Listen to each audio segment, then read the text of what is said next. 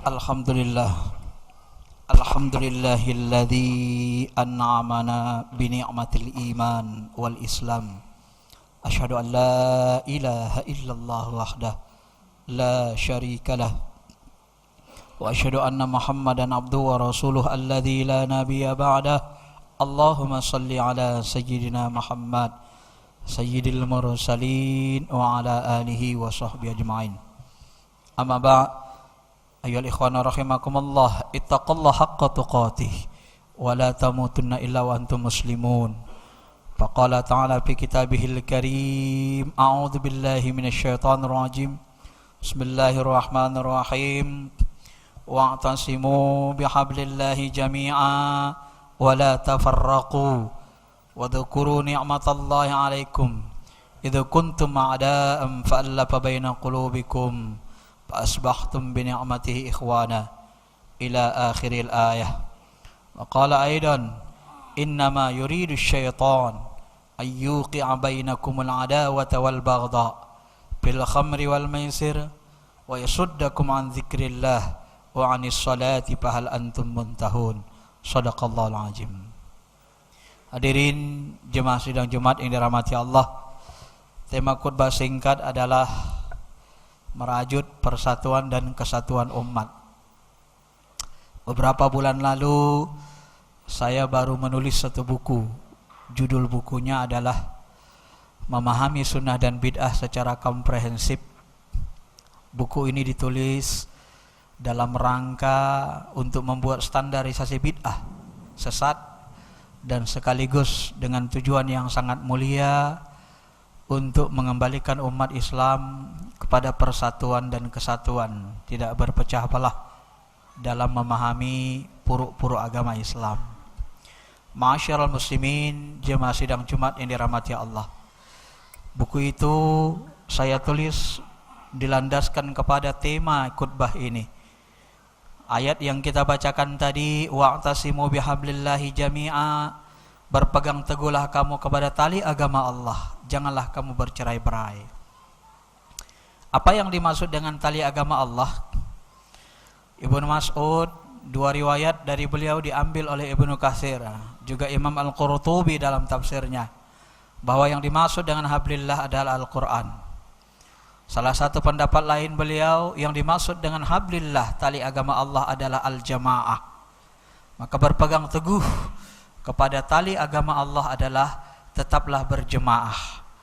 Dari kalimat inilah nanti diungkapkan salah satu munculnya istilah Ahlus Sunnah wal Jamaah. Karena sesungguhnya salah satu untuk menyatukan umat ini adalah kembali kepada jemaah ulama. Mungkin kita akan bertanya, bagaimana cara menyatukan umat? Maka dalam menulis buku ini saya punya pemahaman yang diambil dari pemahaman ulama dan bisa dibuktikan dalam kehidupan sehari-hari akan kekuatan teori ini, bahwa salah satu cara menyatukan umat adalah kembali kepada pemahaman yang disepakati jemaah ulama terhadap Al-Quran Sunnah. Nah, jargon yang mengatakan mari kita kembali kepada Quran Sunnah, jargon ini sebenarnya benar, bagus, tetapi perlu kita ketahui ma'asyiral muslimin, kembali kepada Quran Sunnah yang dimaksud adalah kembali kepada pemahaman yang disepakati ulama terhadap Al-Quran Sunnah. Kalau kita ajak masyarakat kembali kepada Al-Quran Sunnah, tetapi pemahamannya bukan pemahaman jemaah ulama, pemahaman kita sendiri, maka ketahuilah ma'asyiral muslimin, banyak aliran sesat di Indonesia ini yang sesungguhnya mereka sesat, tapi mereka sesungguhnya menggunakan Al-Quran Sunnah untuk menyesatkan orang. Kenalkah kita dengan aliran Gavatar, Ahmad Musaddiq? Apakah dia tidak pakai Al-Quran, tidak pakai Sunnah dalam menyesatkan orang? Dia katakan dia adalah Nabi Agung, namanya tertera dan diambil dari Quran. Min ba'dihi ismuhu Ahmad, akan diutus seorang Nabi sesudah Nabi Isa, namanya Ahmad. Maka nama beliau adalah Ahmad. Apa tugas Nabi Ahmad, Nabi Muhammad? Dalam Quran disebut tugas Nabi Muhammad adalah musaddiqal lima baina yadayhi, membenarkan kitab-kitab sebelumnya. Maka dia katakan, namaku diambil dari Quran, yaitu Ahmad Musaddiq. Ahmad yang membenarkan agama-agama dan kitab sebelumnya. Maka dia benarkanlah Injil, Tripitaka, Weda, semua kitab suci agama dia benarin. Sehingga dia menjadi Nabi Agung. Dengan apa? Berlandaskan ayat Al-Quran. Tetapi pemahaman yang seperti ini adalah pemahaman sesat. Bukan pemahaman jemaah ulama terhadap Quran. Begitu juga kaum Syiah. Jangan kira pikir orang Syiah tidak pakai Al-Quran dan hadis. Bahkan sebagian mereka yang sangat ekstrim, ada yang mengkafirkan seluruh sahabat kecuali 3 orang. Ammar bin Yasir, Abu Dzar Al-Ghifari dan Miqdah. Selainnya adalah kafir. Apakah mereka mengkafirkan sahabat ini tidak pakai hadis? Salah satu naskah yang kita baca, mereka mengkafirkan sahabat berdasarkan hadis Sahih Bukhari dengan pemahaman yang sesat. Apa kata mereka yang mengkafirkan itu? Nabi SAW bersabda dalam hadis Sahih, la taqtuluna min ba'di, la takfuruna min ba'di. Jangan kamu saling membunuh sesudahku, jangan kamu kafir sesudahku. Maka sesudah Nabi wafat, banyak sahabat yang kafir, bahkan seluruhnya kafir kecuali 3. Berdasarkan hadis Sahih Bukhari ini, Nabi berpesan jangan kamu kafir sesudahku. Nah, pemahaman hadis Sahih Bukhari ini disalahpahami oleh mereka, tidak sama dengan pemahaman jamaah ulama, sehingga sesungguhnya mereka tersesat. Termasuk dalam menetapkan nikah mut'ah adalah halal. Ya, apakah mereka tidak pakai hadis? Pakai hadis, tetapi pemahamannya tidak pemahaman jemaah ulama. Jangan katakan orang Syiah tidak pakai Al-Quran hadis, pakai Al-Quran hadis. Tetapi yang keliru, yang sesat, yang menyimpang adalah pemahaman mereka, bukan pemahaman jemaah ulama Ahlussunnah wal Jamaah. Ma'asyiral muslimin. Maka untuk menyatukan umat ini, kembalilah kepada hablillahi jami'ah. Kembalilah kepada tali jemaah. Kembalilah kepada jemaah ulama, pemahaman ulama, jemaah ulama yang disepakati terhadap Al-Quran dan Sunnah. Ini cara pertama. Yang kedua, ma'asyiral muslimin, motto saya menulis buku itu, salah satu untuk menyatukan umat ini adalah kembalikan ilmu kepada ahlinya. Ya.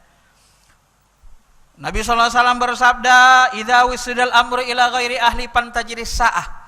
Apabila sesuatu diserahkan kepada bukan ahlinya, tunggu saat kehancurannya, kiamat, kehancuran, ribut, chaos.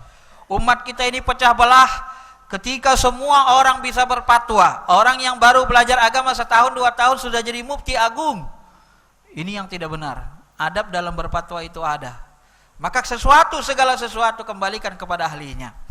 Dalam buku itu saya sebut, misalnya ketika kita ingin memahami sunnah bid'ah, maka sunnah bid'ah ini harus dilihat dari sisi perspektif ilmunya, ulamanya. Sunnah, apa yang dimaksud dengan sunnah? Dalam ilmu hadis disepakati bahwa definisi sunnah itu adalah perkataan, perbuatan takir Nabi. Semua yang dikatakan, diperbuat di takir Nabi, itu namanya sunnah. Nah, dan kalau kita mau mengambil definisi sunnah dan bid'ah, sebenarnya definisi sunnah dan bid'ah ini tidak ada dari Allah dan Rasulnya. Buka Al-Quran, tidak ketemu definisi sunnah. Buka hadis, tak ketemu definisi bid'ah. Lalu definisi sunnah dan bid'ah ini dari siapa? Definisi sunnah dan bid'ah ini adalah bid'ah itu sendiri, karena dibuat oleh ulama. Tetapi definisi itu bukan sesuatu yang nista jika dibuat definisinya oleh para ulama. Dan ulama ahli hadis, ulama ahli fikih dan usul fikih berbeda dalam memahami definisi sunnah dan bid'ah itu sendiri. Ada yang melihat dari sisi definisinya, bentuknya, ada yang melihat dari sisi hukumnya. Maka dari inilah, memahami sunnah dan bidah pun jangan sampai membuat kita pecah belah. Tapi kembalikan dia kepada ilmunya masing-masing. Saya memiliki logika begini. Ketika kita ditawarkan 3 profesor sebagai dosen kita, misalnya kita ditawarin, kamu mau belajar sama siapa? Profesor Habibi, Profesor Mahfud MD, atau Profesor Yusril. Kalau kita sebut nama begini, maka umat kita akan pecah. Ada milih Yusril, ada Mahfud, ada milih Habibi. Kenapa? Tergantung kecenderungan, tergantung pengenalan, kedekatan. Tapi kalau kita tanya kepada ustadznya, ustadz, kita mau belajar apa? Kalau kita mau belajar sains teknologi, maka kita belajar sama Profesor Habibi, buat pesawat. Kalau kita mau belajar tata negara, sama Yusril. Kalau belajar politik hukum Indonesia, maka sama Mahfud, karena disertasinya tentang itu. Maka ketika kita menjawabnya seperti ini, semua orang setuju. Kenapa? Karena ilmu itu dikembalikan kepada ahlinya. Ya, ilmu itu kembalikan kepada ahlinya. Tapi kalau kita katakan Nah, salah satu di antara kesalahan sebagian umat kita masyarul muslimin, dia belajar agama ini dengan satu ahli ulama. Misalnya dia belajar dengan ahli hadis saja. Belajar hadis dengan ahli hadis, belajar tafsir dengan ahli tafsir, dengan ahli hadis, belajar fikih, susul fikih dengan ahli hadis. Ya, belajar apa lagi? Belajar tasawuf dengan ahli hadis. Semuanya dari ahli hadis, ilmu agama diambilnya. Ini yang keliru. Sehingga ambruk itu teori-teori keagamaan itu. Ilmu agama ini sudah dibangun ulama begitu banyaknya, sangat tidak ilmiah dan tidak logis. Ketika anak kita sakit matanya, kita bawa ke dokter jantung. Tanya dokter jantung, "Dok, ini anak saya sakit. Sakit apa? Sakit mata." Dokternya bilang, "Kamu lihat nggak pamflet depan?" "Lihat, Dok." Nah, itu spesialisnya apa? Jantung. "Kok bawa kemari?" Maka dokter jantung tidak mau nerima karena dia tidak ahli dalam ilmu mata. Begitulah ilmu agama ini. Nah, ketika kita memahami sunnah dan bid'ah pun serahkan kepada ahlinya. Siapa ahli hadis? Nah, ketika kita mau mengambil definisi sunnah bid'ah menurut ahli hadis misalnya, ahli hadis mengatakan sunnah, definisi sunnah yang disepakati, semua yang dikatakan diperbuat di takhir Nabi, ya, ini diterima. Ya. Tetapi ketika kita mau memberikan label hukum kepada sunnah Nabi, jangan diobrak-abrik ilmu hukum. Ulama ahli syariah, ahli hukum sepakat bahwa hukum melaksanakan sunnah Nabi itu ada 5. Ya, ada yang wajib, sholat wajib, puasa wajib, sedekah wajib, zakat. Ada sunnah Nabi yang sunnah, dikerjakan berpahala, ditinggalkan tidak dosa. Seperti puasa Senin Kemis, sholat tahajud, sholat rawatib. Ada sunnah Nabi yang dikerjakan haram. Orang yang belajar hadis kaget dia, kenapa ada sunnah yang haram? Tidak semua perbuatan Nabi wajib kita contoh, ada yang haram kita contoh. Apa itu? Nikah lebih dari 4, menikahi istri-istri Nabi. Mentang-mentang Nabi wafat, aku nikah sama Isa lah, aku nikah sama istri Nabi lah, nggak boleh. Ya, mentang-mentang Nabi sudah wafat, kita menikahi istri Nabi, mencontoh Nabi dengan menikahi istrinya, haram. Tidak semua perbuatan Nabi harus kita contoh. Bahkan ada perbuatan Nabi yang makruh. Dalam riwayat disebutkan, Nabi berwasiat, kalau aku wafat nanti tolong kuburkan aku di tanahku, di sebelah masjid. Maka makam kuburan Nabi itu di sebelah Masjid Madinah. Maka ketika ada pengurus masjid mengatakan, aku mau nyontoh Nabi, nanti kalau aku meninggal tolong kuburkan aku di sebelah masjid kayak Nabi ya. Ini tidak benar. Karena hanya ingin mengikuti Nabi SAW. Harus tahu kita dalam fikih mana sunnah yang harus kita ikuti, mana yang tidak boleh kita ikuti. Bahkan ada sunnah Nabi itu yang mubah dalam bentuk takrir. Sahabat makan biawak, Nabi melihat, Nabi diam. Apakah makan biawak itu karena sunnah Nabi dan sahabat, lalu kita katakan, oh mulai besok aku suruhlah istriku ya memasak daging biawak. Kenapa? Karena makan biawak itu adalah sunnah sahabat. Apakah kita harus begitu memahami sunnah itu? Tidak. Tidak semua perbuatan Nabi dan sahabat harus kita ikuti. Maka bahasa Tuhan, as-sabiqunal awwalun minal muhajirin wal ansar walladzina tabauhum biihsan. Itu disebutkan orang-orang yang terdahulu masuk Islam, muhajir dan ansor, dan orang-orang yang mengikut mereka dengan ihsan, dengan cara yang baik. Bukan mengikut Nabi dan sahabat dengan cara membabi buta. Kalau mengikut Nabi dan sahabat membabi buta, bahaya. Sahabat itu perang antara Muawiyah, perang bersama Ali, maka ikut-ikutan kita perang. Perang itu, perang saudara itu sunnah, kita bilang pula. Karena sahabat itu perang. Ini orang yang tidak paham agama. Ma'asyiral muslimin, jemaah sidang Jumat yang dirahmati Allah. Maka ketika kita memberikan label hukum kepada sunnah, serahkan kepada ulama ahli hukum. Jangan tanya ulama ahli hadis. Ulama ahli hadis tidak ngerti tafsir ayat-ayat hukum secara mendalam, tidak paham tentang hadis-hadis hukum secara sistematis, tidak mengerti metodologi berhukum, kaidah fikih-fikih, kaidah fikih, usul fikih, kaidah-kaidah berhukum. Maka serahkan kepada ulama ahli hadis, ulama ahli hukum ketika kita mau tahu hukumnya.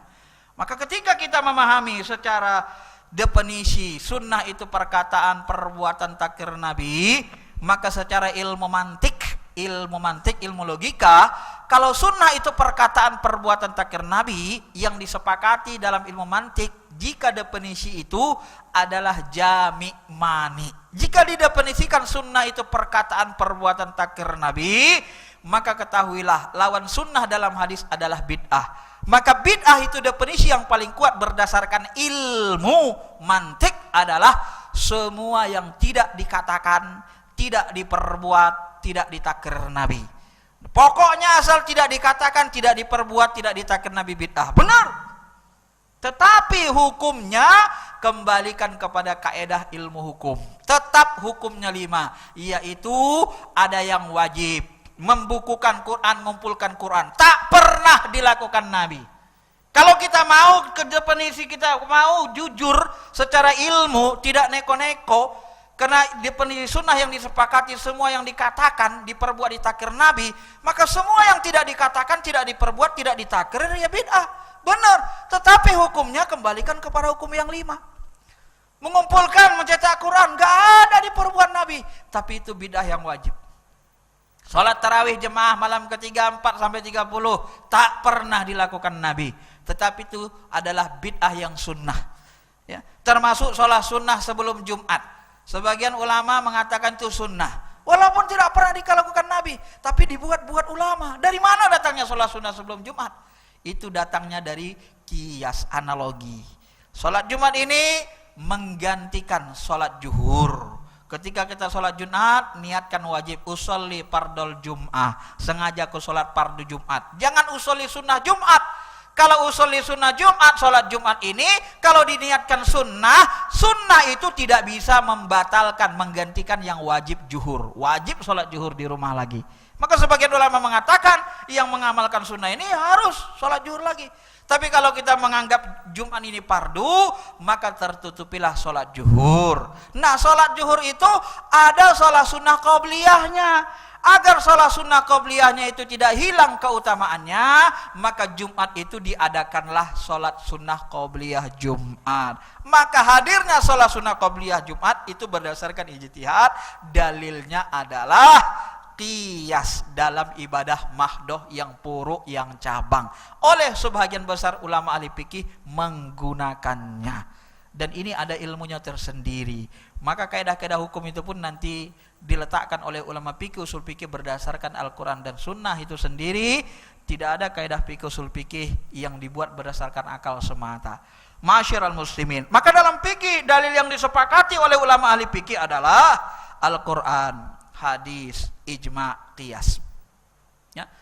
Kalau dalam ulama hadis, ya dalil itu adalah Al-Quran, hadis saja. Ijma, qiyas tidak dianggap dalil, dianggap metodologi. Nah, kalaupun dianggap metodologi, itu metodologi yang disepakati ahli hukum Islam. Maka masyaallah muslimin yang dirahmati Allah, jangan kita adu domba pengetahuan hadis dengan pengetahuan fikih usul fikih, sehingga nanti terjadilah kebingungan di tengah-tengah umat kita. Ada umat kita yang meninggalkan sunnah, tapi sunnah itu yang hukumnya sunnah, bukan yang wajib. Wah, ketika dia meninggalkan sunnah, kita anggap dia pelaku bid'ah, sesat. Ada umat kita yang melakukan sunnah di waktu mubah. Nah, karena tidak persis seperti Nabi, kita anggap sesat. Nah, ini yang sesungguhnya tidak kuat dasarnya secara fikih. Maka dalam buku itu saya coba mensarikan kaidah-kaidah hukum itu, sehingga lahirlah sejenis penemuan baru yang mensarahkan, mendetailkan ilmu pengetahuan ulama klasik dengan istilah standarisasi bidah sesat.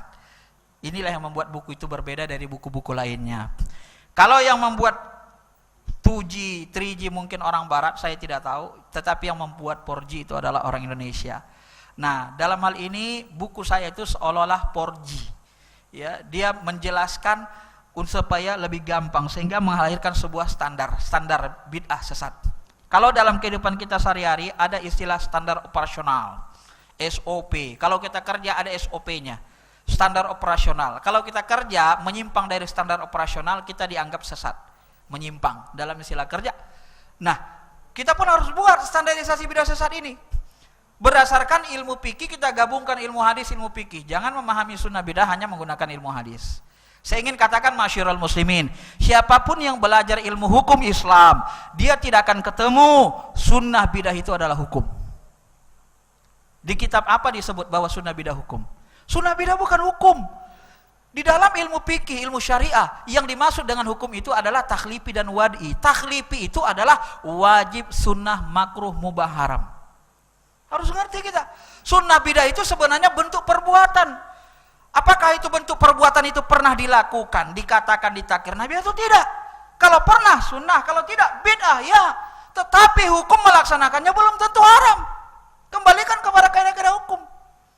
Nah, jangan dibentrokkan. Ilmu ini sudah disepakati, diramu ulama berdasarkan kajian mendalam. Jangan dibentrokkan. Antara ilmu hadis, ilmu fikih, usul fikih diladu domba sehingga umat kita menjadi bingung. Nah, standarisasi bidah yang saya buat itu didasarkan dengan kaidah hukum yang diterima oleh hampir seluruh ahli usul fikih, ahli hukum. Kaidah yang disebut Ibnu Qayyim dalam kitab I'lamul Muwaqqi'in adalah al-hukmu yataghayyar bitaghayyuril amkinah wal azminah. Hukum bisa berubah karena berubahnya waktu, tempat dan keadaan. Dan perubahan ini pun harus didasarkan kepada dalil. Masyarul muslimin. Nah, kita buktikan kaidah ini kebenarannya. Ketika kita membaca Fatihah waktu sholat, berdiri. Habis takbir Allahu Akbar, kita baca Fatihah. Apa hukum baca Fatihah ketika berdiri sholat?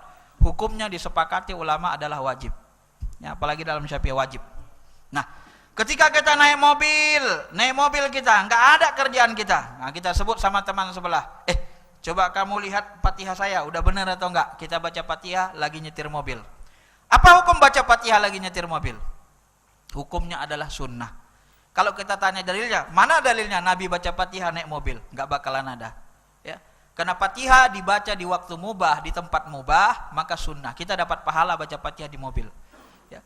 Tapi ketika seorang sesak, dia masuk WC, mentang-mentang dia qori, dia baca Fatihah berlagu di WC. Bismillahirrahmanirrahim. Sambil buang air besar, dia baca Fatihah. Ini hukumnya haram. Ketahuilah masyarakat muslimin, itulah perubahan hukum. Ketika Fatihah dibaca di tempat wajib waktu sholat, habis takbiratul ihram, habis niat, maka hukumnya wajib. Semuanya sama-sama dibaca Fatihah. Ketika dibaca Fatihah di mobil, memfasihkan bacaan, itu hukumnya sunnah, dapat pahala kita. Walaupun tidak persis seperti Nabi. Nah, ketika kita baca Fatihah di WC, maka itu jatuh hukumnya haram. Maka walaupun sama-sama dibaca Fatihah, tapi karena waktu, tempat, keadaan yang berbeda, berubah hukumnya. Maka perbedaan waktu, tempat dan keadaan bisa merubah hukum. Ya. Babi haram, tetapi dalam keadaan darurat, jadi boleh dia. Paman itu ghairu baghi wala adin, fala isma alaih. Siapa yang terpaksa boleh? Maka keadaan, niat, bentuk, cara, waktu, jumlah, tempat ini akan merubah hukum yang halal bisa jadi haram. Nah, maka standarisasi bidah sesat itu adalah apabila niat, bentuk, cara, waktu, jumlah, tempat ibadah, tempat perbuatan itu menyentuh yang haram, maka sesatlah perbuatan itu. Nah, itu dia. Maka muncullah kaidah ini. Inilah yang saya sebut dengan standarisasi bidah sesat. Kalau niat, bentuk, cara, waktu, jumlah, tempat melakukan ibadah, perbuatan itu menyentuh yang haram, maka itulah bidah sesat. Kullu bid'atin dalalah wa kullu bid'atin finnar. Seluruh bidah sesat dan sesat masuk neraka. Dalam hukum fikih yang mengantarkan kita masuk neraka, perbuatan wajib, sunnah, makruh, mubah atau perbuatan haram. Semua ulama sepakat yang membuat kita masuk neraka perbuatan haram. Maka bid'ah sesat itu adalah bid'ah haram. Bid'ah yang mengantarkan ketika kita masuk neraka. Jangan orang asal berbeda berbuat dengan Nabi kita anggap sesat.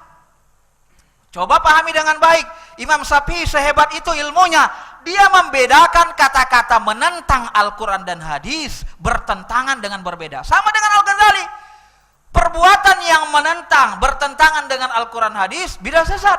Tetapi kalau berbeda dengan perbuatan Nabi, belum tentu sesat. Apalagi berbeda hanya dalam hal sunnah, bukan dalam hal wajib. Maka harus paham kita kaidah fikih, usul fikih. Ya, asal jangan berbeda. Sebab ibadah mana yang kita lakukan dengan Nabi ini tidak semuanya bisa persis sama. Ya. Kalau hanya beda dianggap sesat, ini bisa berbahaya. Nanti umat kita bingung. Musa yang terakhir, contoh terakhir. Musa, dia dapat penghargaan dari pemerintah Arab Saudi. Penghargaan apa coba? Dia hafal 30 juz. Ternyata kita baca berita, orang tuanya menyuruh baca dan murojaah menghafal kitab Al-Quran itu dari jam 6 pagi sampai jam 9. Saya mau tanya, mana dalil Nabi Muhammad mengajari Hasan Husin menghafal Quran dari jam 6 pagi sampai jam 6-9? Enggak ada. Maka ayah Musa itu pelaku bid'ah. Bid'ah. Tetapi bukan bid'ah sesat, karena dia baca Quran di waktu yang halal, bukan waktu haram. Tak ada larangan membaca Quran, merutinkannya di situ, itu karena dipilih waktu itu, waktu yang senggang. Tidak ada masalah. Nah, maka ketika kita mengatakan, oh Ustadz, bukankah yang paling baik itu adalah yang persis seperti Nabi? Benar. Tapi tidak semua perbuatan Nabi harus persis. Dan tidak semua perbuatan Nabi bisa kita lakukan persis, apalagi dalam hal yang sunnah-sunnah, bukan sunnah yang wajib. Ya, apakah orang yang misalnya puasa Senin Kemis diambil puasanya Senin aja, Kemis nggak bisa. Saya nggak bisa Kemis Ustaz. Kenapa? Karena lembur. Ya udah nggak ada masalah. Termasuk tadi si Musa. Ya kalau kita ngikut Nabi, aku nggak maulah baca Quran, ngapal Quran dari jam 6 sampai jam 9, nggak ada sunnahnya, nggak ada diajarkan Nabi. Nah, nggak kita hafal. Tiba-tiba 2 tahun Musa hafal Quran. Kita 2 tahun nggak hafal Quran. Mana lebih mulia? Musa yang hafal Quran daripada kita? Tentu Musa. Walaupun tidak persis seperti yang dilakukan Nabi, tetap dia lebih mulia. Karena tidak bisa kita contoh menghafal Quran persis seperti Nabi. Nunggu Quran turun, Iqra turun, Ya ayyuhal muzammil turun baru kita hafal, tidak. Maka disinilah pengetahuan terhadap sunnah bidah ini harus komprehensif. Maka saya sebut memahami sunnah dan bidah secara komprehensif. Kenapa? Karena dia melibatkan ilmu hadis, ilmu bahasa, ilmu mantik, ilmu fikih, ilmu usul fikih, ilmu asbabul wurud hadisnya, dan semua ilmu-ilmu agama yang terlibat, yang terkoneksi dengan sunnah dan bid'ah itu harus kita lihat sehingga memiliki wawasan luas, sehingga nanti umat kita tidak kaku dalam memahami bid'ah sesat ini. Dan insya Allah kalau kita berbeda dalam hal furu', maka bacalah riwayat yang banyak tentang sahabat. Abu Bakar, Umar sering berbeda, Abu Hurairah dan Aisyah sering berbeda dalam hal furu', dan mereka tidak saling mencela. Itulah akhlak orang-orang terdahulu. Sehingga sesungguhnya kita bisa bersatu kalau kita mau kembali kepada jemaah ulama, dan kita bisa bersatu kalau kita kembalikan ilmu itu kepada ulama ahlinya. Mau tahu ini ada nggak hadisnya? Tanya ulama hadis. Kata ulama hadis ini nggak ada hadisnya. Aku nggak pernah hafal hadis begini. Kalau begitu ini bid'ah, benar. Tanya dengan ulama ahli hukum. Ustadz, ini kata ulama hadis bid'ah, benar. Nggak ada riwayatnya. Tapi hukum melakukannya apa? Oh, hukum melakukannya sunnah saja. Walaupun tidak dilakukan Nabi, ini sunnah. Ini sesuatu yang baik, tidak melanggar kaedah-kaedah hukum, tidak melanggar Al-Quran, dan tidak melanggar hadis. Maka jadilah dia sunnah yang sunnah. Maka sesungguhnya dalam teori sepakat ulama. Ibnu Taimiyah dalam Majmu' Fatawa mengatakan, ulama semasa beliau telah sepakat bahwa bid'ah hasanah itu ada berdasarkan ijma' kesepakatan ulama dan qiyas. Tetapi Ibnu Taimiyah cenderung menolaknya dengan memahami kullu bid'atin dolalah. Tetapi dalam Majmu' Fatawa itu jelas dikatakan inna bid'atun fi makruh. Sesungguhnya sesuatu yang makruh itu adalah bid'ah, itu adalah kaedah yang agung. Nah, sesuatu yang makruh bid'ah makruh. Tetapi makruh itu tidak haram. Nah, ini ada yang orang tidak ngerti fikih, kadang pun salah memahami perkataan-perkataan Ibnu Taimiyah. Kenapa? Karena kalau sebutan makruh itu dalam hukum bukan sesuatu yang haram, yang sesat. Tetapi dipahami oleh ahli hadis, makruh yang disebutkan Ibnu Taimiyah adalah sesuatu yang haram. Padahal secara fikih makruh ya tetap makruh, bukan haram. Mudah-mudahan khutbah yang singkat ini bisa sedikit menginspirasi kita bagaimana kita bisa bersatu, apalagi orang-orang di luar kita sono sedang menggembos Islam. Selalu sekarang orang tidak menyukai anti-Islam, akan memperburuk suasana, mencela ulama. Kalau kita tidak bersatu, tidak mengokohkan barisan, maka kita akan cerai-berai dan lumpuh kekuatan umat Islam. Dunia ini sudah semakin tua, Dajjal Imam Mahdi pun mungkin tidak akan lama lagi akan turun, dan orang-orang yang ragu-ragu dengan agama Allah akan tergilas, terikut dengan Dajjal. Dan sekarang seolah-olah terjadi pemilah antara hak dan batil, karena kedatangan Imam Mahdi dan Dajjal pun semakin lama semakin dekat. Sungai Tigris semakin lama semakin habis, dan kalau sudah habis, Nabi mengatakan dalam hadis sahih, itu pertanda Dajjal akan turun. Maka dari itulah mari kuatkan persatuan, kuatkan akidah kita. Jangan suka berkelahi dalam masalah furu', tegakkan kalimah la ilaha illallah, tegakkan sampai kita nanti membawanya ketika kita kembali kepada Allah. Amin ya rabbal alamin. Barakallahu lakum fil Qur'anil Karim wa nafa'ani wa iyyakum bima. Taqabbal minkum tilawatan wa rahim. Allahumma salli ala sayyidina Muhammad wa ala ali sayyidina Muhammad. Alhamdulillah hamdan na'imin, asyhadu an la ilaha illallah ilahana bil awwalin wal akhirin, wa asyhadu anna Muhammadan abduhu wa rasuluhu mab'uutsun rahmatan lil alamin. Allahumma shalli ala sayyidina Muhammadin wa ala ali Muhammad wa man tabi'ahum bi ihsan ila yaumil din. Amma ba'du, ayyuhal ikhwan rahimakumullah, ittaqullaha haqqa tuqatih wa la tamutunna illa wa antum muslimun. Faqala ta'ala fi kitabihil karim, a'udzu billahi minasyaitonir rajim, innama yuridu syaitanu ay yuqi'a bainakumul adawata wal baghdha bil khamri wal maisir wa yasuddakum an dzikrillah wa anis shalah fal antum muntahun. Sesungguhnya keinginan dan tugas setan itu adalah menciptakan permusuhan, kemarahan di antara kamu, baik dengan khamar, dengan judi, dan menghalangi kamu dari mengingat Allah dan dari sholat. Apakah kamu tidak berhenti? Ayat ini menjelaskan tugas setan, kerja setan adalah menciptakan permusuhan dan kemarahan di tengah-tengah umat Islam agar saling pecah belah. Maka hindarilah apapun firqah yang kalau dia terkena penyakit terkena penyakit untuk menciptakan permusuhan, kita khawatir firqah itu, kelompok itu sudah terinfeksi dengan tugas setan. Jangan bantu tugas setan dengan menyebabkan perpecahan di tengah umat kita. Kita cenderung kepada Muhammadiyah, ikuti fatwa Muhammadiyah. Cenderung kepada NU, ikuti fatwa Bahsul Masail. Tapi jangan berpecah belah, saling menghargai, saling menopang, saling kasih sayang. Qala idan innallaha malaikatahu yusholluna ya ayyuhalladzina amanu shollu Allahumma ighfirlil muslimina wal muslimat wal mu'minina wal mu'minat al ahya'i minhum wal amwat innaka sami'un qaribun mujibud da'wat ya qadiyal hajar.